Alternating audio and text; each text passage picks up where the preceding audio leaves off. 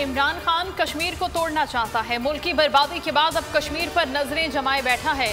आज़ाद कश्मीर का वोट चोरी करने की कोशिश की तो छोड़ेंगे नहीं। सिलेक्टेड की घर और बाहर दोनों जगह इज्जत नहीं है। मरियम नवाज का आज़ाद कश्मीर में इंतखाबी जलसे से खिताब, कहा तुम्हारी 2 मिनट की खामोशी कब टूटेगी। इमरान खान जब भी आज़ाद कश्मीर आना अपना नामा अमाल भी साथ लाना। सवाल किया कि क्या कोई ऐसा शख्स है जो नहीं जानता कि इमरान खान को लाने वाले कौन है। हुकूमती टीम के नून लीग और पीपल्स पार्टी पर लफ्ज़ी वार। शेख रशीद कहते हैं बिलावल और मरियम को शिकस्त का खौफ है, इसलिए धांधली का शोर कर रहे हैं। 25 जुलाई को इमरान खान कश्मीर में हुकूमत बनाएंगे। बाबर अवान ने कहा कश्मीर इलेक्शन में नून लीग की चीखें अभी से सुनाई दे रही हैं। शहबाज गिल कहते हैं कि झूठ बोलना मरियम सफदर का पुराना वतीरा है, खटियां वाला में कोई नई बात नहीं।